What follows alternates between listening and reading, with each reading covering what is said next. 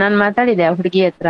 ಅವಳು ಏನಂತಾಳೆ ಅಂದ್ರೆ, ನಾನು ತುಂಬಾ ಇಷ್ಟಪಟ್ಟಿದ್ದೇನೆ, ಅಂದ್ರೆ ಅವಳಿಗೆ ಗಂಡ ಇಲ್ಲ, ಅವಳಿಗೂ ಮಕ್ಳಿದೆ.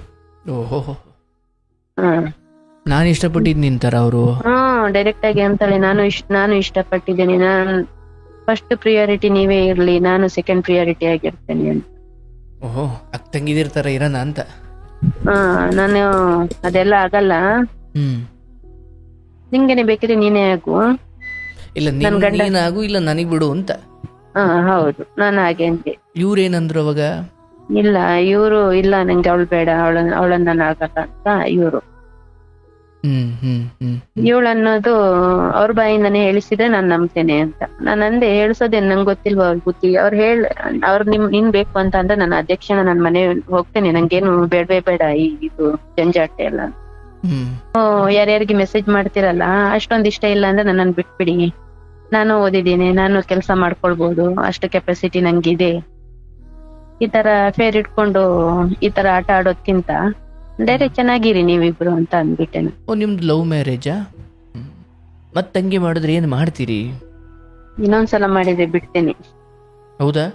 ಹೌದು, ಖಂಡಿತ. ಅವಾಗ್ಲೂ ರಾಜಿ ಪಂಚಾಯತಿ ಮಾಡ್ತಾರೆ? ಇಲ್ಲ, ಖಂಡಿತ ಬಿಡ್ತೇನೆ. ಮಕ್ಳನ್ನ ಕರ್ಕೊಂಡು ಹೋಗ್ತೇನೆ. ಅಲ್ಲ, ನೀವು ಅವತ್ತು ಹೋದವ್ರು ಮಕ್ಳನ್ನ ಕರ್ಕೊಂಡು ಹೋಗ್ತಾನೆ, ಬಿಟ್ಟ ಹೋಗೋದು?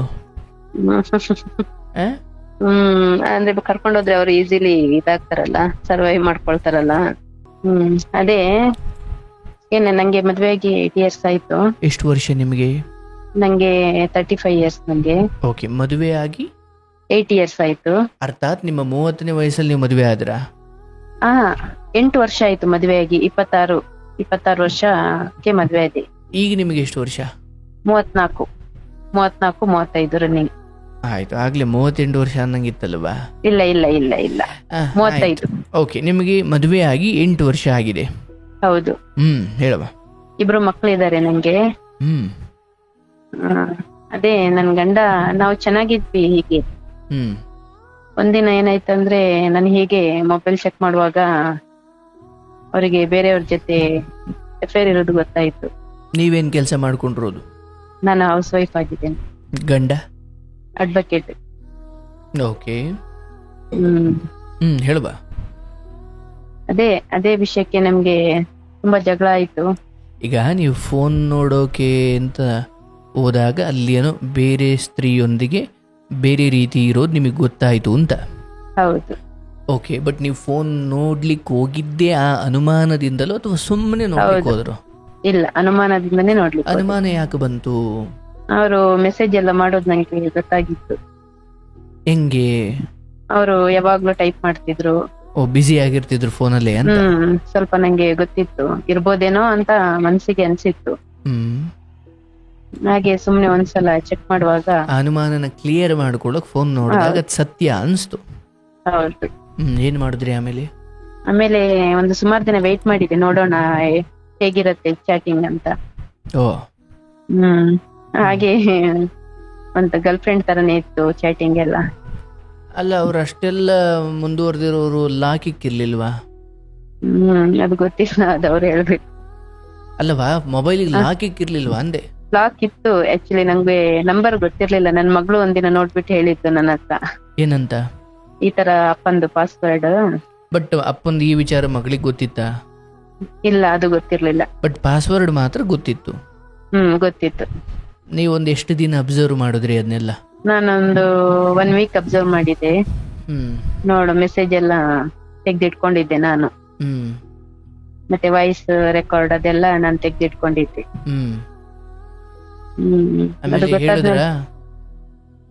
ಅಂದ್ರೆ ನಾನು ಫಸ್ಟ್ ಎಲ್ಲ ತೆಗ್ದಿಟ್ಕೊಂಡು ನಂಗೆ ಹೇಗೆ ಹೇಳ್ಕೊಳ್ಬೇಕಂತ ಗೊತ್ತಾಗ್ಲಿಲ್ಲ ನಂಗೆ. ಆಮೇಲೆ ಅವ್ರ ತಂಗಿಗೆ ಕಾಲ್ ಮಾಡಿ ಹೇಳಿದೆ, ಹೀಗೀಗೆ ಇದೆ ನೋಡಿ, ಏನ್ ಮಾಡ್ಲಿ ನಾನು, ನನ್ ಪ್ಲೇಸ್ ಅಲ್ಲಿ ನೀವ್ ಇರ್ತಿದ್ರೆ ಏನ್ ಮಾಡ್ತಿದ್ರಿ ಅಂತ. ಅವ್ರಂದ್ರು, ಇಲ್ಲ ಬಿಡ್ಬೇಡಿ, ನೀವ್ ಕೇಳಿ, ಬಟ್ ನೀವ್ ಏನ್ ಮಾಡ್ಕೊಳ್ಲಿಕ್ ಹೋಗ್ಬೇಡಿ, ಸ್ವಲ್ಪ ಸಮಾಧಾನದಿಂದ ಇರಿ. ನಂಗೆ ಆದ್ರೂ ಡೈರೆಕ್ಟ್ ಕೇಳಲಿಕ್ಕೇನೋ ಒಂಥರ ನಂಗೇನೆ ಹಿಂಸೆ ಅನಿಸ್ತು. ಆಮೇಲೆ ಅವರು ಕೆಲ್ಸಕ್ಕೆ ಹೋದಾಗ ಕಾಲ್ ಮಾಡ್ಬಿಟ್ಟು ಹೇಳಿದೆ, ನಾನು ಮನೆಯಿಂದ ಹೋಗ್ತಿದ್ದೇನೆ, ನಂಗೇನು ಇರ್ಲಿಕ್ಕೆ ಆಗ್ತಿಲ್ಲ, ನಿಮ್ಗೆ ಯಾರ ಜೊತೆ ಇರ್ಬೇಕು ಅವ್ರ ಜೊತೆ ಇದ್ಬಿಡಿ, ಮಕ್ಳನ್ನ ಚೆನ್ನಾಗಿ ನೋಡ್ಕೊಳ್ಳಿ ಅಂತ ಮಕ್ಳನ್ನ ಬಿಟ್ಟು ಹೋಗ್ಬಿಟ್ಟೆ. ಅಂದ್ರೆ ಮಕ್ಳನ್ನ ಬಿಟ್ಬಿಟ್ಟು ನೀವು ಹೋದ್ರ? ನಾನು ಹೋದೆ ಅವತ್ತು. ಎಲ್ಲಿಗೆ ಹೋದ್ರಿ? ನಾನು ನಮ್ಮ ಮನೆಗೆ ನಾನಂದ್ರೆ ಮಂಡ್ಯದಲ್ಲಿ ನಮ್ ಗಂಡನ ಮನೆ ನಮ್ದು. ಅಲ್ಲಿಂದ ಊರಿಗೆ ಹೋಗ್ತಾನೆ ಅಂದ್ಬಿಟ್ಟು ಹೊರಟೋದಿ. ಓಕೆ. ಅವ್ರಿಗೆ ಗೊತ್ತಾಯ್ತು ನಾನು ಸೀರಿಯಸ್, ಯಾಕಂದ್ರೆ ನಾನು ಅಷ್ಟೆಲ್ಲ ಹೇಳಿದ್ಮೇಲೆ ಇವಳಿಗೆ ಗೊತ್ತಾಗಿದೆ ಅಂತ ಗೊತ್ತಾಯ್ತಲ್ವಾ, ಬಂದ್ಬಿಟ್ರು ಹಿಂದೆನೆ. ಅಂದ್ರೆ ಈಗ ನೀವು ಫೋನ್ ಮಾಡಿ ಹೇಳಿದ್ರಲ್ವಾ, ಆ ಹೇಳಬೇಕಾಗೋ ಅಥವಾ ಹೇಳೋ ಮುಂಚೆ ಹೆಂಡತಿಗಿಂದದ್ದೇನೋ ಕುರುಹು ಸುಳಿವು ಸಿಕ್ಕಿರ್ಬೋದು ಅನ್ನೋದು ಗಂಡನಿಗೆ ಗೊತ್ತಿತ್ತ? ಅವರಿಗೆ ಸ್ವಲ್ಪ ಡೌಟ್ ಇತ್ತಂದ್ರೆ ನಾನು ಕರೆಕ್ಟ್ ಆಗಿ ಮಾತಾಡ್ತಿರ್ಲಿಲ್ಲ.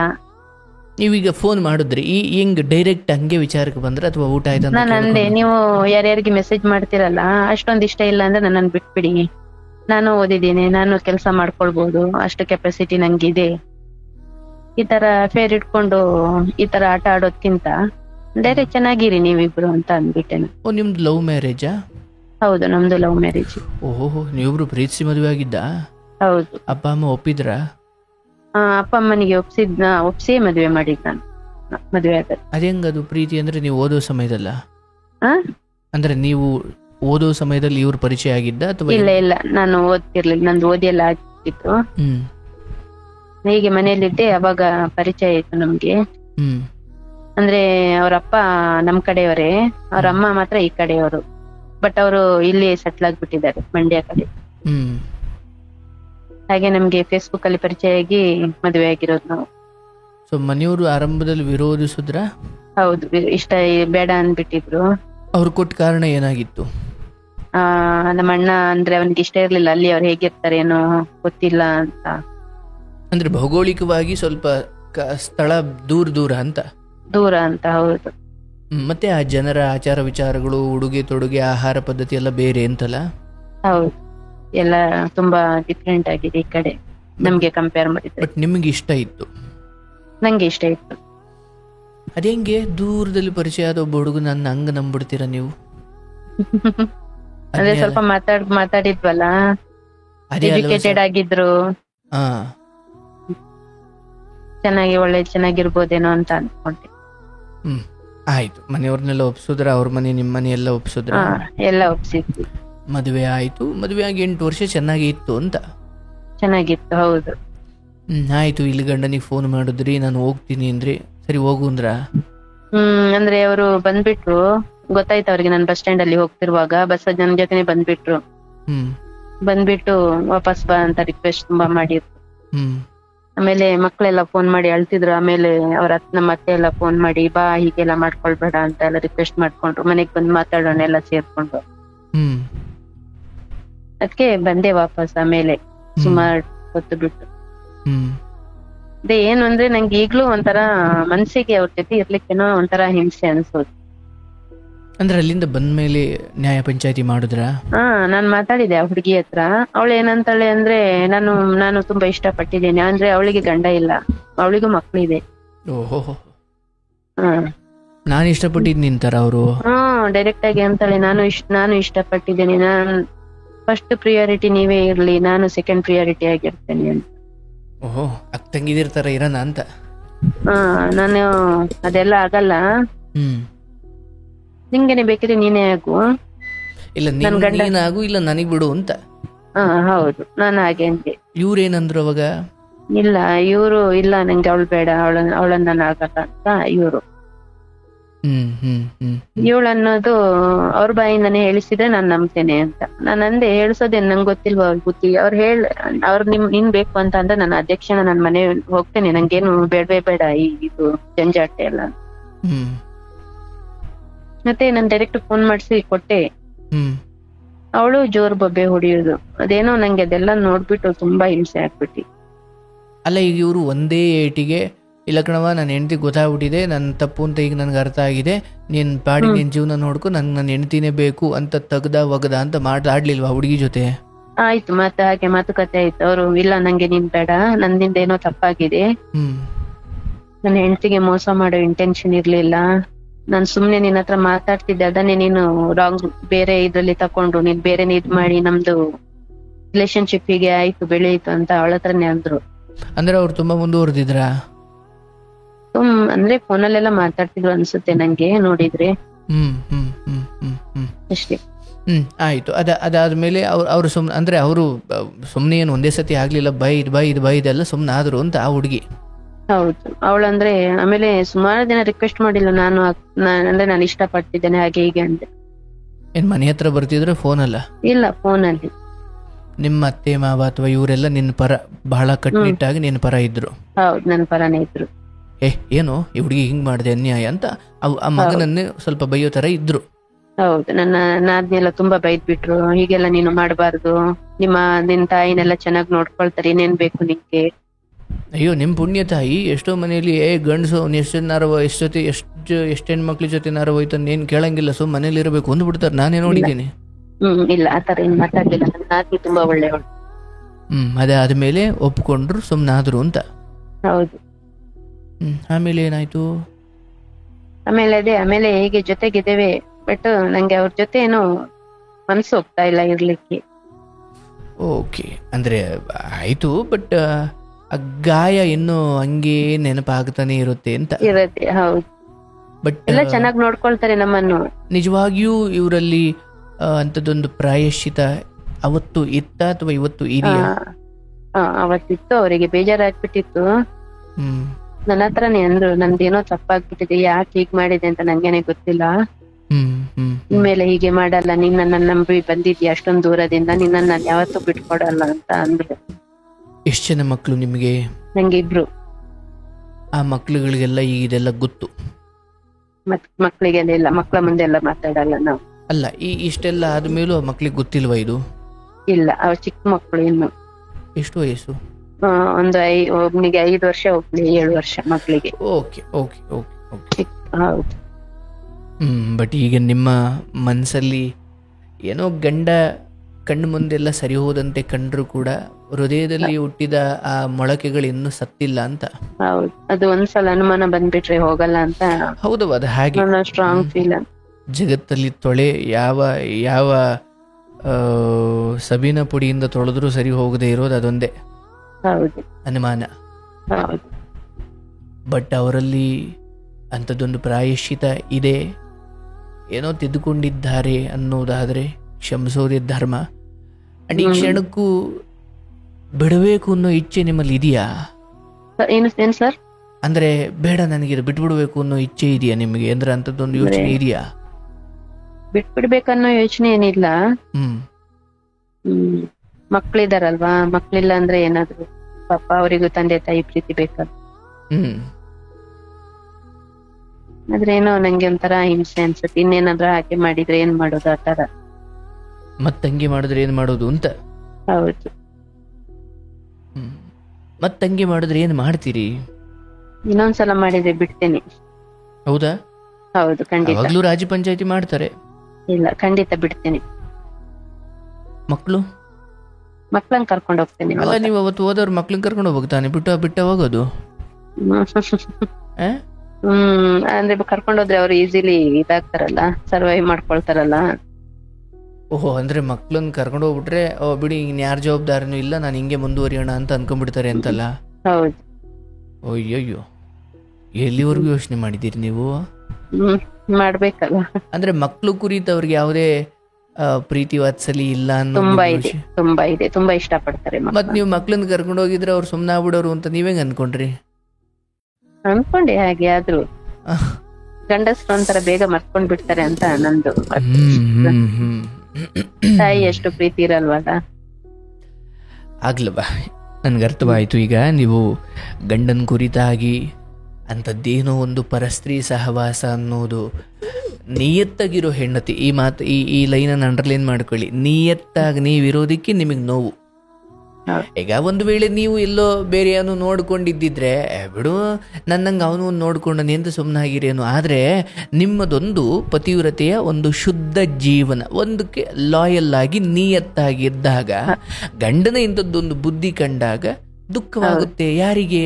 ಯಾರು ಗಂಡನೇ ಪತಿಯೇ ಪರಶಿವ, ಪತಿಯೇ ಪರದೈವ, ಪತಿಯೇ ಸರ್ವಸ್ವ ಅಂತ ಯಾವ ಹೆಣ್ಣು ಅಂದ್ಕೊಂಡಿದ್ದಾಳೋ ಆ ಹೆಣ್ಣಿಗೆ ಗಂಡನ ಈ ಪರಸ್ತ್ರೀ ವಾಸನೆ ಕಂಡು ಬಂದ್ರೆ ನೋವಾಗುತ್ತೆ.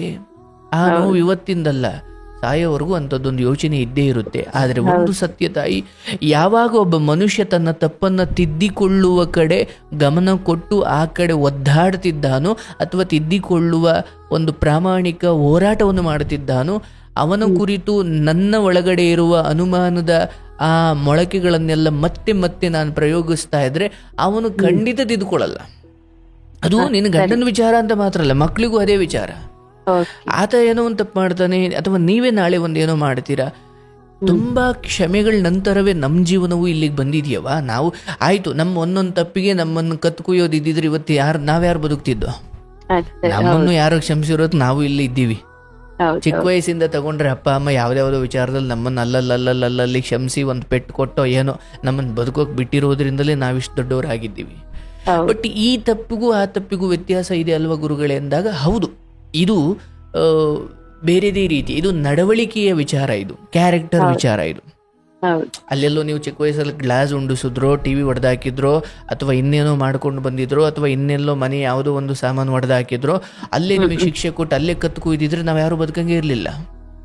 ಆ ತಪ್ಪುಗಳು ಬೇರೆ, ಅವು ಕ್ಷಮೆಗೆ ಅರ್ಹವಾದ ತಪ್ಪುಗಳು ಅಂತ ನಿಮ್ಗನ್ಸಿದ್ರೆ ಇದು ಕೂಡ ಕ್ಷಮೆಗೆ ಅರ್ಹವಾದದ್ದೇ. ಬಟ್ ನೀವು ಹೇಳ್ದಂಗೆ ಇದು ಮತ್ತೆ ಮತ್ತೆ ಪುನರಾವರ್ತನೆ ಆದಾಗ ಮಾತ್ರ ನಾವು ಕೆಲವೊಂದು ನಿರ್ಧಾರ ತಗೊಳ್ಬಹುದು ಅಲ್ವಾ? ಹಾಗಾಗಿ ತಾಯಿ, ನೀವು ಆಡ್ಕೊಳ್ಳೋರು ಮುಂದೆ ನಗೆಪಾಟ್ಲ ಆಗಬಾರ್ದು. ಪ್ರೀತಿಸಿ ಮದುವೆ ಆಗಿದ್ದೀರಿ, 2 ಮಕ್ಕಳಾಗಿದ್ದಾರೆ, ಅದಲ್ಲ ಅದಕ್ಕೋಸ್ಕರ ಅಂತ ಬೇಡ. ಬಟ್ ಅದು ಒಂದು ಕಾರಣ ಹೌದು. ಬಟ್ ನನ್ನ ಪ್ರಕಾರ ಇವತ್ತಿಗೆ ನಿಮ್ಮ ಗಂಡನ ಒಂದು ಸ್ಥಾನಮಾನದಿಂದ, ಒಂದು ವೃತ್ತಿಯಿಂದ ಹಿಡಿದು ಹೋಗೆ ನಿನ್ನಂತ 1,000 ಜನ ಏನೂ ಇಲ್ದಿರೋ ಗಂಡಸ್ರೆ ಹಂಗೆ ಅಂದ್ಬಿಟ್ಟು ಹೆಂಡತಿಯನ್ನು ಕಾಲ್ ಕಸ ಮಾಡ್ಕೊಂಡು ತಮ್ಮ ತಪ್ಪಿನ ಅರಿವೇ ಆಗದಂಗೆ ಬದುಕೋರು ತುಂಬ ಜನ ಇದ್ದಾರೆ. ಏನೂ ಇಲ್ಲ, ನಿಮ್ಗೆ ಗಂಡಂಗಾದ್ರೂ ಒಬ್ರು ಅಡ್ವೊಕೇಟ್ ಅಥವಾ ಅವ್ರಿಗೇನೋ ದುಡ್ಡು ಇದೆ, ಏನೋ ಒಂದು ಜೀವನ ಮಾಡ್ಕೊಂಡು ನೀವು ಇಲ್ಲದೆ ಹೋದ್ರೂ ಬದುಕೋ ಶಕ್ತಿ ಇದೆ ಅಂದ್ರೂ ಕೂಡ ಹೌದು ನಾನು ತಪ್ಪು ಮಾಡಿದೆ ಅಂತ ಈ ತಿದ್ದಿಕೊಳ್ಳುವ ಬುದ್ಧಿ ಬಂದಿದೆಯಲ್ಲ. ನಾನು ಕಾರ್ಯಕ್ರಮದಲ್ಲಿ ಎಂತೆಂಥ ಮಹಾನುಭಾವರು ನೋಡಿದ್ದೀನಿ ಅಂದರೆ ಅವನು ಏನೂ ಅಲ್ಲ, ಜೇಬಲ್ 4 ಕಾಸು ದುಡ್ಡಿರಲ್ಲ, ಬಟ್ ಯಾವುದೋ ಹೆಣ್ಣು ಸಿಕ್ಬಿಟ್ಟಿರ್ತಾಳೆ, ಅವಳಿಗೋಸ್ಕರ ಹೆಂಡತಿಗೆ ಅನ್ಯಾಯ ಮಾಡ್ತಾನೆ. ಬಟ್ ಗೊತ್ತಾಗ ರಾಜಿ ಪಂಚಾಯಿತಿ ಮಾಡಿದ್ರು ಕೂಡ ಇಲ್ಲ, ನಾನು ಹೆಂಡತಿನ ನಾನು ನಿಯತ್ತಾಗಿ ಬದುಕಿಸ್ಕೊಳ್ಳಲ್ಲ, ಅಥವಾ ನನ್ನ ಹೆಂಡತಿಗೆ ನಾನು ನಿಯತ್ತಾಗಿರಲ್ಲ, ನನಗೆ ಸುಖವೇ ಹೊರಗಡೆ ಅವಳೇ ಮುಖ್ಯ ಅಂತ ಹಠ ಮಾಡೋರ್ನು ನಾನು ನೋಡಿದ್ದೀನಿ, ಏನೂ ಇಲ್ಲದೆ. ಅಂಥದ್ರಲ್ಲಿ ತಿದ್ದಿಕೊಳ್ಳುವ ಬುದ್ಧಿ ತೋರಿದಾಗ ತಾಯಿ, ನಾವದಕ್ಕೆ ಗಂಡ ಅಂತ ಅಲ್ಲ, ಒಬ್ಬ ಮನುಷ್ಯನಾಗ ನಾವೊಂದು ಅವಕಾಶ ಕೊಡಬೇಕು. ನಮ್ಮ ಹೃದಯದಲ್ಲಿ ಏನೇನು ಯೋಚನೆಗಳು ಬರುತ್ತೆ, ಅಯ್ಯೋ ಮತ್ತೆ ಹಂಗೆ ಮುಂದುವರಿತಿರ್ಬೋದಾ, ನನಗೆ ಗೊತ್ತಿಲ್ಲದಂಗೆ ಹಂಗೆ ಮಾಡಿರ್ಬೋದಾ. ನೋಡವ, ನಿನ್ನಲ್ಲಿ ಧರ್ಮ ಇದೆ, ನಿನ್ನಲ್ಲಿ ಶುದ್ಧತೆ ಇದೆ, ನಿನ್ನಲ್ಲಿ ಪತಿವ್ರತೆ ಗುಣ ಇದೆ. ನಿನಗೆ ಮೋಸ ಆಗಿ ಅವರೇನೋ ದೀರ್ಘಕಾಲ ಮುಂದುವರಿಸ್ಲಿಕ್ಕೆ ದೇವರು ಅವಕಾಶ ಮಾಡಿಕೊಡಲ್ಲ. ಅಂಥದ್ದೇನೋ ಇದ್ರೆ ಬೇಗ ಕಣ್ಮುಂದೆ ಕಾಣುತ್ತೆ. ಹಂಗೆ ಕಂಡಾಗ ಮಾತ್ರ ನೀನು ವ್ಯಕ್ತಪಡಿಸ್ಬೇಕೇ ಹೊರತು, ನನ್ನ ಒಳಗಡೆ ಹುಟ್ಟಿದ ಅನುಮಾನದ ಯೋಚನೆಯ ತರಂಗಗಳನ್ನೆಲ್ಲ ನಾನು ಹೊರಗಡೆ ಸಂಜೆ ಆದರೆ ಮನೆಗೆ ಬಂದರೆ ಅವ್ರ ಮುಂದೆ ಹೇಳ್ತಾ ಹೋದ್ರೆ ಮನೆ ಸ್ಮಶಾನ ಆಗ್ಬಿಡುತ್ತೆ ಅಲ್ವಾ? ತಿಳಿದವರು ಮೊದಲಿಗಿಂತ ಹೆಚ್ಚೇ ಪ್ರೀತಿಸವೆ. ಯಾಕಂದ್ರೆ ಕೆಟ್ಟದಾಗ ಹೋದವನು ಸಾಯ್ತಾನೆ, ಒಳ್ಳೆ ರೀತಿ ಇರೋ ನೀವು ಸಾಯ್ತೀರ. ಬಟ್ ತಿದ್ದಿಕೊಳ್ಳುತ್ತೀನಿ ಅಂತ ಒಂದು ಪ್ರಾಮಿಸ್ ಮಾಡಿರುವ ಅಥವಾ ಅದಕ್ಕೆ ತಕ್ಕಂತೆ ಪರಿವರ್ತನೆ ಹಾದಿಯಲ್ಲಿರುವ ಅವರಿಗೆ ಸ್ವಲ್ಪ ನಾವು ಉಸಿರಾಡ್ಲಿಕ್ಕೆ ಅವಕಾಶ ಕೊಡಬೇಕು. ಫೋನ್ ನೋಡೋದು ಬೇಡ. ಗಂಡನ ಮದುವೆ ಸಮಯದಲ್ಲಿ ಏನು ಪ್ರೀತಿಸಿ ಮದುವೆ ಆದರೂ ಅದೇ ಪ್ರೇಮವನ್ನು ಮತ್ತು ಮುಂದುವರಿಸಿ. ಯಾಕಂದರೆ ನಂಬಿಕೆ, ಪ್ರೀತಿ ಇದರಿಂದಲೇ ಮನೆ ಅರಳುತ್ತೆ, ಮನಸ್ಸುಗಳು ಅರಳುತ್ತವೆ.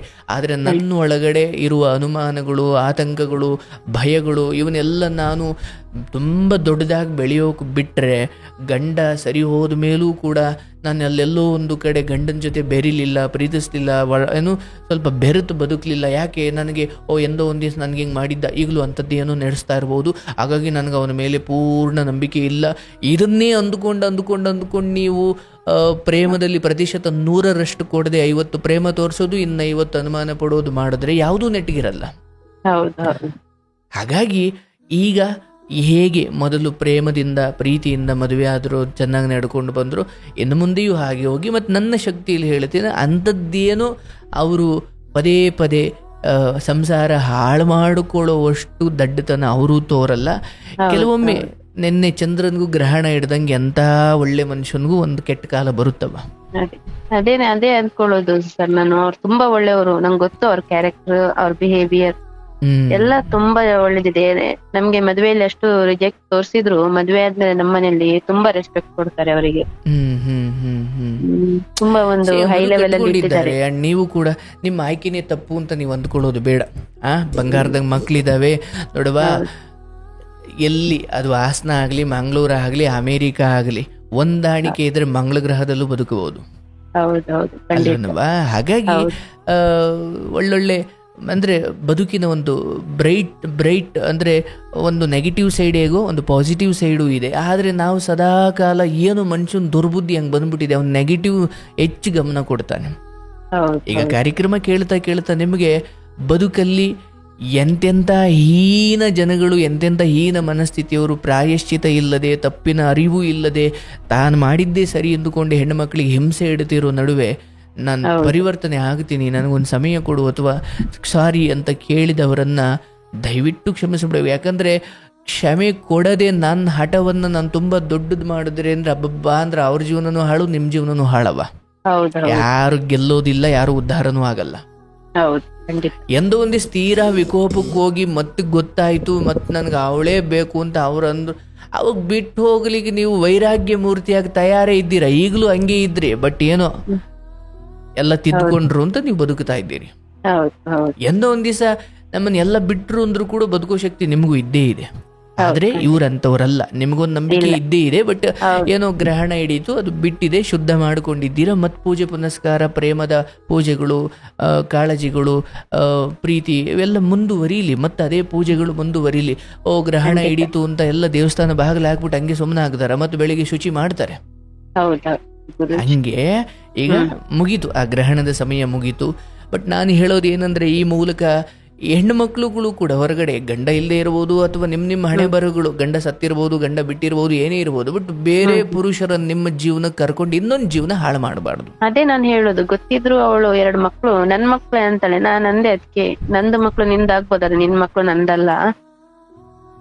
ಇರ್ಲಿ ಈಗ ಹೊರಗಡೆ ಅವ್ರಂಗೆ ಇರ್ತಾರೆ, ಅದಕ್ಕೆ ನಾನು ಒಂದೇನು ಅವ್ರಿಗೆ ಬುದ್ಧಿ ಮಾತು ಹೇಳ್ಬೋದು, ಬಟ್ ಮೊದ್ಲು ನಮ್ಮನೆ ವಸ್ತುಗಳು ಸರಿ ಇರ್ಬೇಕಲ್ವಾ?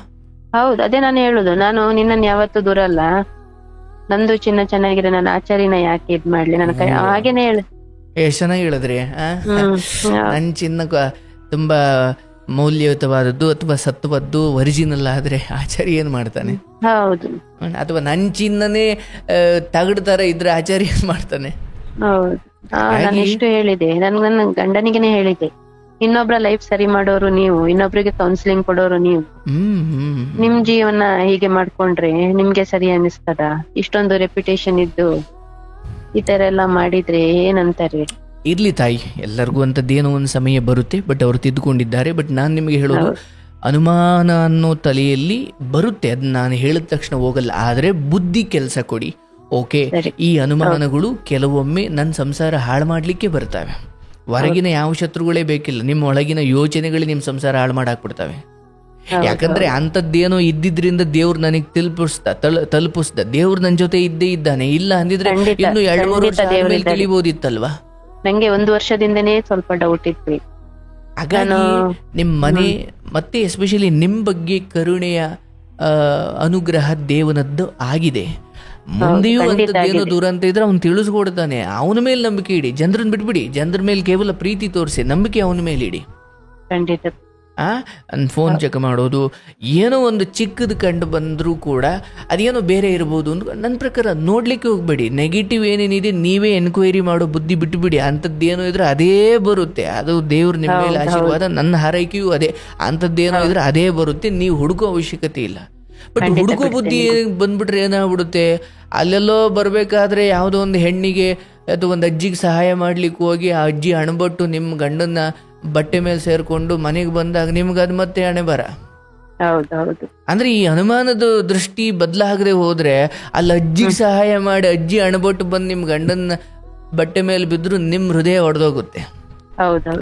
ಹಾಗಾಗಿ ನಾವು ಪರಮಾತ್ಮ, ನನ್ನ ನಂಬಿಕೆ 100ರಷ್ಟಿದೆ, ನಿನ್ನ ಮೇಲೂ ಇದೆ, ಗಂಡನ ಮೇಲೂ ಇದೆ. ನನಗೆ ಅನ್ಯಾಯ ಆಗ್ತಿದೆ ಅಂದ್ರೆ ನೀನು ಸಹಿಸಲ್ಲ, ನೀನು ನನಗೇನೋ ಒಂದು ದಾರಿ ತೋರ್ತೀಯ. ಹಾಗಾಗಿ ಫೋನ್ ಚೆಕ್ ಮಾಡೋದು, ಅವ್ರಿವ್ರ ಹತ್ರ ಕೇಳೋದು, ಅಥವಾ ಈ ಹಿಂದೆ ಆಗಿದ್ದನ್ನೇ ಬಂದವ್ರ ಹತ್ರ ಎಲ್ಲ ಹೇಳೋದು, ಅಥವಾ ಹೆಚ್ಚು ತಲೆ ಮನಸ್ಸಲ್ಲಿ ಇಟ್ಕೊಳ್ಳೋದು ಇಲ್ಲವಾ? ಹೇಗೆ ಒಂದು ಫೋನಲ್ಲಿ ಹೊಸ ಫೋಟೋಗಳು ತೆಗಿತಾ ಕ್ಯಾಪ್ಚರ್ ಮಾಡ್ತಾ ಹಳೆ ಫೋಟೋಗಳು ಹಿಂದಕ್ಕೆ ಹೋಗ್ತಾ ಇರ್ತವೆ, ಹೊಸ ಫೋಟೋಗಳು ಮೇಲ್ ಕೂತ್ಕೋತಾ ಇರ್ತವೆ. ಹಂಗೆ ಬದುಕಿನ ಹಳೇ ನೆನಪುಗಳು ಕೆಟ್ಟದ್ದೋ ಏನೋ ಅವೆಲ್ಲ ಕೆಳಗೆ ಹೋಗ್ಬೇಕಂದ್ರೆ ಹೊಸ ಗುಡ್ ಫೋಟೋಗಳನ್ನ ಕ್ಯಾಪ್ಚರ್ ಮಾಡ್ಬೇಕು ನಾವು. ಬಟ್ ನಾವು ಹಳೇ ಫೋಟೋಗಳನ್ನ ಹಿಡ್ಕೊಂಡು ತೆಗಿಯೋಣ, ಗ್ಯಾಲರಿ ಓಪನ್ ಮಾಡೋಣ, ನೋಡೋಣ, ಅಳೋಣ, ಮತ್ತೆ ಮಾಡೋಣ, ಹೊಸ ಫೋಟೋ ತೆಗಿಯಕ್ಕೆ ಹೋಗಿಲ್ವಲ್ಲ ನಾವು. ಹಾಗೆ ಇಲ್ಲ ರೀ, ನನಗೆ ಅದನ್ನ ಬಾಯ್ಬಿಟ್ಟು ಹೇಳದೆ ಹೋದ್ರು ನಿಮ್ಮ ಮನಸ್ಸಲ್ಲಿ ಅಂದ್ಕೊಳ್ಬೇಕು, ಇಲ್ಲ ನಾನು ಅನುಮಾನ ಪಡಲ್ಲ, ನಾನು ಅವರನ್ನು ದೂಷಿಸೋದಿಲ್ಲ, ನನ್ನ ಒಳಗಡೆ ಅನುಮಾನ ಬರೋದಿಕ್ಕೂ ಒಂದು ಕಾರಣ ಇದೆ. ಬಿಕಾಸ್ ಇಂಥದ್ದೇನೋ ನಡೆದಿದೆ, ಏನು ಸುಮ್ಮನೆ ಬರ್ತಿಲ್ಲ, ಅವು ಕೂಡ ಬರೋದಿಕ್ಕೆ ಕಾರಣ ಇದೆ. ಆದರೆ ಅವುಗಳ ಜೊತೆ ಹ್ಯಾಂಡ್ಲ್ ಮಾಡೋಕೆ ಬುದ್ಧಿ ನನಗಿರಬೇಕು. ಎಲ್ಲಿವರೆಗೂ ನೀವು ಈ ದೇಹದೊಳಗಡೆ ಇರ್ತೀರಿ, ನಿಮಗೆ ಸೆನ್ಸ್ ಆಫ್ ಆರ್ಗನ್ಸ್, ಕಣ್ಣು, ಕಿವಿ, ಮೂಗು, ನಾಲಿಗೆ, ಚರ್ಮ ಮತ್ತು ಮನಸ್ಸು ಅಂತ ಎಲ್ಲಿವರೆಗೂ ಇರುತ್ತೋ ಅಲ್ಲಿವರೆಗೂ ಬೇಕಾದ್ದು ಬೇಡವಾದ್ದು ಎಲ್ಲ ಬರುತ್ತೆ. ಆದ್ರೆ ಬಂದದ್ನೆಲ್ಲ ನಾನು ಹೊರಗಡೆ ಹಾಕ್ತೀನಿ ಅಂತ ಹೋದ್ರೆ ಸಮಾಜ ನಿಮ್ಮನ್ನು ಹುಚ್ಚು ಅಂದ್ಬಿಡುತ್ತೆ. ತಡೆ ಹಿಡಿಬೇಕು, ಯಾವುದನ್ನು ಫಿಲ್ಟರ್ ಮಾಡಬೇಕು, ಯಾವುದನ್ನು ಹೇಳಬೇಕು, ಯಾವುದನ್ನು ಹೇಳಬಾರ್ದು, ಯಾವುದನ್ನು ನಮ್ಮೊಳಗಡೆನೆ ನಾಶ ಮಾಡಿಕೊಳ್ಬೇಕು, ಎಲ್ಲ ಈ ವಿವೇಕ ಜ್ಞಾನ ಇದೆಲ್ಲ ಬರೋದು ಹೇಗೆ? ಇಂಥ ಏನೋ ಪುಸ್ತಕ ಓದ್ತಲೋ, ಇಂಥ ಕಥೆಗಳನ್ನೆಲ್ಲ ಕೇಳ್ತಾಲೋ, ಸರಿ ಯಾವುದು ತಪ್ಪು ಯಾವುದು, ಹೇಗಿರಬೇಕು, ಏನು ಮಾತಾಡಬೇಕು, ತುಂಬ ಬೆನ್ನಿಗೆ ಚೂರಿ ಹಾಕಿದ ಸ್ಥಿತಿ ಅಂತ ಬಂದಾಗಲೂ ನಾನು ಅದನ್ನು ಹೇಗೆ ಹ್ಯಾಂಡ್ಲು ಮಾಡಬೇಕು. ಯಾಕಂದರೆ ಬದುಕು ಯಾವುದೋ ಒಂದು ಪರಿಸ್ಥಿತಿಯನ್ನು ಗೆಲ್ಲೋದ್ರಿಂದಲೋ ಸೋಲೋದ್ರಿಂದಲೋ ಇಲ್ಲವ, ಬದುಕಲ್ಲ, ಅದು ಒಂದು ಚಿಕ್ಕ ಕ್ಷಣ ಅಷ್ಟೇ. ಬದುಕಲ್ಲ ಅಂತವು ಇನ್ನೂ 1000 ಬರೋವಿದಾವೆ. ಬಟ್ ಇದು ಒಂದೇ ಅಂತಿಮ ಅಂದ್ಕೊಂಡು ಇದ್ರ ಜೊತೆ ಒಡೆದಾಡ್ತಾರೋ, ಅಥವಾ ಒಂದು ಅತಿ ಪ್ರೇಮದಲ್ಲೂ ಮುಳುಗಬಾರ್ದು, ಅತಿ ಅನುಮಾನದಲ್ಲೂ ಮುಳುಗಬಾರ್ದು, ತುಂಬಾ ಈ ಮಧ್ಯದ ಸ್ಥಿತಿಯಲ್ಲಿ ಇರಬೇಕು. ಇಲ್ಲ, ನಾನು ಸುಮಾರು ಟೈಮ್ ಆಯ್ತು, ಇದಾಗಿ ಒಂದು 6 ಮಂತ್ ಆಯ್ತು. ಅವತ್ತಿಂದ ನಾನು ಯಾವುದೇ ವಿಷಯಕ್ಕೆ ಹೋಗ್ತಿಲ್ಲ.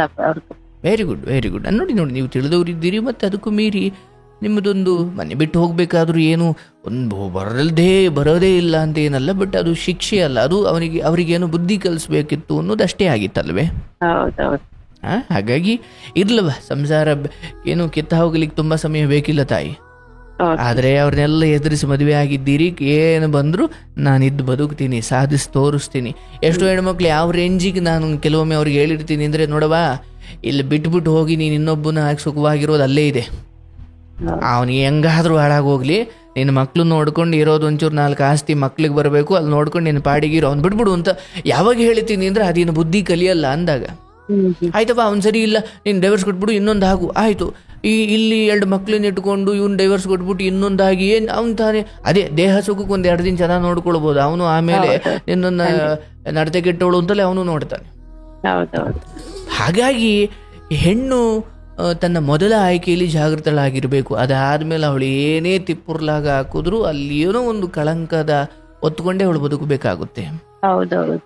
ಹಾಗಾಗಿ ಒಂದು ಸಾಧ್ಯವಾದಷ್ಟು ಸರಿ ಮಾಡ್ಕೊಳ್ಳೋ ಪ್ರಯತ್ನ ಮಾಡಿ, ಮ್ಯಾಕ್ಸಿಮಮ್. ಆಗ್ಲಿಲ್ವಾ ಮಕ್ಕಳಿಗೋಸ್ಕರ ಬದುಕಿ. ಇನ್ನೊಬ್ಬ ಪುರುಷ ಅಂತ ಹೋದಷ್ಟು ಅದು ನಿಮಗೆ ಅಂತಲ್ಲ, ಸಮಾಜಕ್ಕೆ ಅದೊಂದು ಹೆಣ್ಣು ಮಕ್ಳು ಇವತ್ತು ಪಾಪ ಗಂಡ ಇದ್ದ ಕಾಲದಲ್ಲೇ ದಾರಿ ತಪ್ಪೋ ಕಾಲ ಆಗ್ಬಿಟ್ಟಿದೆಯಲ್ಲವ ಇವತ್ತು. ಇರ್ಲಿ ತಾಯಿ, ನಿಮ್ಮ ದೊಡ್ಡ ಗುಣ ನೋಡಿ, ಗಂಡನಿಗೆ ಕ್ಷಮೆ ನೀಡಿದ್ದೀರಿ, ಮತ್ತೆ ನಿಮ್ಮ ಮನಸ್ಸಲ್ಲಿ ಬರೋ ಭಾವನೆಗಳನ್ನ ಹಂಚಿಕೊಳ್ಳೋದು ಖಂಡಿತ ತಪ್ಪಿಲ್ಲ. ನೀವು ನನ್ನನ್ನು ನಂಬಿ ಹಂಚಿಕೊಂಡಿದ್ದೀರಿ. ಆದರೆ ನೀವು ಅದು ಯಾವುದನ್ನು ಅಥವಾ ಬಂದು ಎಲ್ಲ ಯೋಚನೆಗಳನ್ನು ಅವ್ರ ಮುಂದೆ ಒದರಂಗಿಲ್ಲ. ನಿಮ್ಮ ಮನಸ್ಸೊಳಗಡೆ ನುಂಗ್ಕೊಂಡು ಮುಖದ ಮೇಲೆ ನಗು ಇಟ್ಕೊಂಡು ಪ್ರೀತಿ ಅಂದರೆ ಮನೆಗೆ ಹೇಗೆ ಶುಚಿ ಮಾಡಬೇಕಾದ್ರೆ ಶುದ್ಧ ನೀರಿನಿಂದ ಕೊಳೆಯನ್ನು ದೂರ ಮಾಡ್ತೀವೋ ಹಾಗೆ ಪ್ರೇಮದಿಂದ ಮಾತ್ರ ಅನುಮಾನಗಳನ್ನು, ನಂಬಿಕೆಯಿಂದ ಮಾತ್ರ ಈ ಗೊಂದಲಗಳನ್ನು ಅನುಮಾನಗಳನ್ನು ದೂರ ಮಾಡ್ಬೋದೇ ಹೊರತು ಅನುಮಾನದಿಂದ ಅನುಮಾನವನ್ನು ದೂರ ಮಾಡ್ಲಿಕ್ಕಾಗಲ್ಲ. ನಂಬಿಕೆಯಿಂದ ಅನುಮಾನಗಳನ್ನು ದೂರ ಮಾಡ್ಬೋದು. ಕೊಳೆಯಾಗಿರೋ ಗೋಡೆಯನ್ನ ಕೊಳೆಯಾಗಿರೋ ನೀರಿನಿಂದ ಹೇಗೆ ತೊಳಿತೀರಿ? ಶುದ್ಧ ನೀರನ್ನೇ ಬಳಸಬೇಕಲ್ವೇ? ನಿನ್ಗೆ ಒಳ್ಳೇದಾಗ್ಲಿ ತಾಯಿ. ನಿನ್ನ ಗಂಡ ಖಂಡಿತ ನಿನಗೆ ದ್ರೋಹ ಮಾಡಲ್ಲ. ನಂಬಿಕೆ ಇಡು. ಶುಭವಾಗಲಿ. ಗೋವಿಂದ. ನೋಡಿ ಪಾಪ ಈ ತಾಯಿ ಕೂಡ ಪ್ರಶ್ನೆ ಅಥವಾ ಅದರ ಬಗ್ಗೆ ಹಂಚಿಕೊಂಡಿದ್ದು ಖಂಡಿತ ತಪ್ಪಲ್ಲ. ಆದರೆ ಗಂಡ ಆದವರು ಇಂಥದ್ದೇನೋ ತಪ್ಪುಗಳಾದಾಗ ಎಷ್ಟು ಬೇಗ ತಿದ್ದುಕೊಳ್ತಿರೋ ಅಷ್ಟು ಬೇಗ ಒಳ್ಳೆಯದಾಗುತ್ತೆ, ಸಂಸಾರಗಳು ಉಳಿತಾವೆ. ತಪ್ಪು ಮಾಡಿಕೊಳ್ಬೇಡಿ. ಒಂದೊಳ್ಳೆ ಜೀವನ ಯಾಕೆ ಹಾಳು ಮಾಡ್ಕೊಳ್ತೀರಿ? ಅದಕ್ಕೆ ಕರ್ಣನಿಗೆ ಕೃಷ್ಣ ಉಪದೇಶ ಮಾಡೋ ಸಮಯದಲ್ಲಿ ಒಂದು ಮಾತು ಹೇಳ್ತಾನೆ, ಅಯ್ಯ ಕರ್ಣ, ವಿಧಿ ನನಗೆ ಅನ್ಯಾಯ ಮಾಡಿತು, ಎಲ್ಲ ನನ್ನನ್ನು ಸೂತಪುತ್ರರು ಅಂತ ಇದ್ದಾರೆ, ಬದುಕು ನನ್ನೊಂದಿಗೆ ಅನ್ಯಾಯವಾಗಿ ನಡ್ಕೊಳ್ತು ಅಂತ ಹೇಳಬೇಡಪ್ಪ.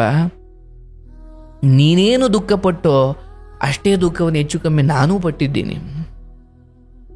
ಎಲ್ಲೋ ಮಧ್ಯರಾತ್ರಿ ಹುಟ್ಟದೆ, ಜೈಲಲ್ಲೂ ಹುಟ್ಟದೆ, ವಿನಾಕಾರಣ ನಮ್ಮ ಅಪ್ಪ ಅಮ್ಮನನ್ನು ತಗೊಂಡೋಗಿ ಜೈಲಿಗೆ ಹಾಕಿದ್ದ ನನ್ನ ಮಾವ ಕಂಸ ಎಲ್ಲಿ ಕೊಂದು ಬಿಡ್ತಾನೋ ಅನ್ನೋ ಭಯದಲ್ಲಿ ನನ್ನನ್ನು ತಗೊಂಡು ಹೋಗಿ ಕ್ಷತ್ರಿಯನಾಗಿ ಬೆಳೆಯಬೇಕಾದವನು ಅಲ್ಲೆಲ್ಲೋ ಹಸು ಸಗಣಿ ಹಸುಗಳ ನಡುವೆ ಗೋಪಾಲಕನಾಗಿ ಬದುಕದೆ. ಆಮೇಲೆ ಕಂಸನ ಭಯ, ಪೂತನಿಯ ಭಯ, ಜರಾಸಂಧನ ಭಯ, ಒಂದೊಂದ ಎರಡೆರಡ.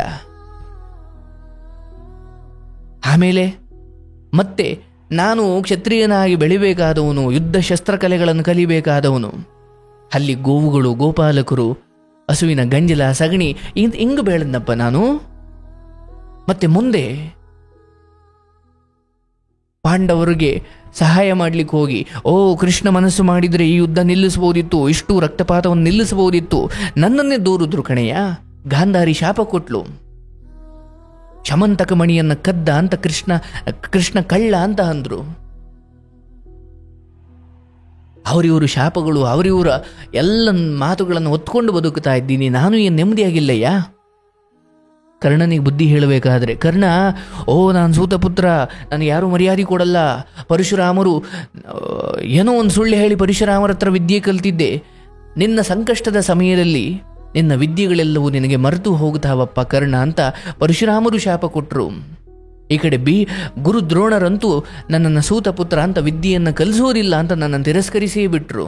ಮದುವೆಗೆ ಮುಂಚೆ ಕುಂತಿ ನನ್ನನ್ನು ಎತ್ತಲು, ಲೋಕ ಅಪವಾದಕ್ಕೆ ಹೆದರಿ ಮದುವೆಗೆ ಮುಂಚೆ ಹುಟ್ಟಿದವನು ಅನ್ನೋ ಕಾರಣಕ್ಕೆ ನಾನು ರಾಜಮಾತೆಯ ಪುತ್ರ ಆದರೂ ಕೂಡ ನನ್ನ ನದಿಯಲ್ಲಿ ತೇಲ್ಬಿಟ್ಬಿಟ್ಲು, ಅಲ್ಲೆಲ್ಲೋ ಅಗಸನ ಮನೆಯಲ್ಲಿ ಬೆಳೆದೆ. ಏನೋ ದುರ್ಯೋಧನನ ಕರುಣೆ, ನಾನೊಬ್ಬ ರಾಜನಾಗಿ ಬದುಕ್ತಾ ಇದ್ದೀನಿ, ಬದುಕು ನನ್ನೊಂದಿಗೆ ಅನ್ಯಾಯವಾಗಿ ನಡ್ಕೊಳ್ತು ಅಂದಾಗ ಕೃಷ್ಣ ಹೇಳ್ತಾನೆ, ಅಯ್ಯ ನೀನು ಮಾತ್ರ ಕಷ್ಟದಲ್ಲಿದ್ದೀಯ ಅಂತ ಅಂದ್ಕೊಳ್ಬೇಡಪ್ಪ, ನಾನೂ ಕಷ್ಟ ಅನುಭವಿಸಿದ್ದೀನಿ. ಒಂದು ಅರ್ಥ ಮಾಡ್ಕೊ, ಬದುಕು ಯಾರೊಂದಿಗೂ ಅನ್ಯಾಯವಾಗಿ ನಡ್ಕೊಂಡಿಲ್ಲ, ಅಥವಾ ಬದುಕು ಯಾರಿಗೂ ಅನ್ಯಾಯ ಮಾಡಿಲ್ಲ. ನಾವೆಲ್ಲರೂ ನಮ್ಮದೇ ಪಾಲಿನ ಪೂರ್ವಜನ್ಮದ ಕರ್ಮಗಳನ್ನು ಅನುಭವಿಸ್ಲಿಕ್ಕೆ ಬಂದಿದ್ದೀವಿ. ಅನುಭವಿಸ್ಲಿಕ್ಕೆ ಬಂದಿರೋ ನಾವು ಅನುಭವಿಸಬೇಕಾದ ಕರ್ಮಗಳನ್ನು ಮಾತ್ರ ಅನುಭವಿಸ್ತಾ ಇಲ್ಲ, ಮಾಯಾಜಾಲಕ್ಕೆ ಸಿಕ್ಕಿ, ಮೋಹಕ್ಕೆ ಸಿಕ್ಕಿ, ಮಮಕಾರಕ್ಕೆ ಸಿಕ್ಕಿ, ಕಾಮಕ್ರೋಧಗಳಿಗೆ ಸಿಕ್ಕಿ ಹೊಸ ಪಾಪ ಪುಣ್ಯಗಳನ್ನು ಮಾಡ್ತಾ ಇದ್ದೀವಿ. ಮತ್ತಿದನ್ನು ಅನುಭವಿಸೋಕೆ ಮತ್ತು ಬರ್ತೀವಿ. ಅದಕ್ಕೆ ಹುಟ್ಟು ಮರಣ ಸಾವು ಇದನ್ನು ನಡೀತಾನೇ ಇದೆಯಪ್ಪ. ಹಾಗಾಗಿ ಬದುಕು ಯಾರಿಗೂ ಅನ್ಯಾಯ ಮಾಡಿಲ್ಲ, ಎಲ್ಲರಿಗೂ ಒಂದೇ ಅವಕಾಶ ಕೊಟ್ಟಿತ್ತು ಮೊದಲನೇ ಬಾರಿ. ಅಲ್ಲಿಂದ ಇಲ್ಲಿವರೆಗೂ ನಾವು ಏನೇನು ಮಾಡಿಕೊಂಡು ನಮ್ಮ ಆಸೆಗಳಿಗೆ ಅದರ ಪುಣ್ಯ ಪಾಪವನ್ನು ಅನುಭವಿಸೋದರಲ್ಲೇ ನಮ್ಮ ಈ ಜನನ ಮರಣದ ಚಕ್ರದಲ್ಲಿ ಒದ್ದಾಡ್ತಾ ಇದ್ದೀವಿ. ಹಾಗಾಗಿ ಹೀಗೆ ತಿಳಿದು ಬದುಕಬೇಕು ಮನುಷ್ಯ ಅಂತ. ಬದುಕು ಎಲ್ಲರಿಗೂ ಒಂದೇ ಅವಕಾಶ ಕೊಟ್ಟಿದೆ. ಮದುವೆ ಚೆನ್ನಾಗಿ, ಮದುವೆಗೆ ಮುಂಚೆ ಒಂದೊಳ್ಳೆ ಆಯ್ಕೆ ಮಾಡೋ ಅವಕಾಶ ಇರಬೇಕಲ್ಲ, ಮಾಡ್ಕೊಳ್ಳಿ. ಆನಂತರ ಯಾರನ್ನು ಮದುವೆ ಆಗ್ತಿರೋ ಅವ್ರಿಗೆ ನಿಯತ್ತಾಗಿರಿ. ದೇವರು ಒಳ್ಳೇದು ಮಾಡ್ತಾನೆ. ನಿನಗೆ ಒಳ್ಳೇದಾಗ್ಲವ್ವ, ಶುಭವಾಗಲಿ.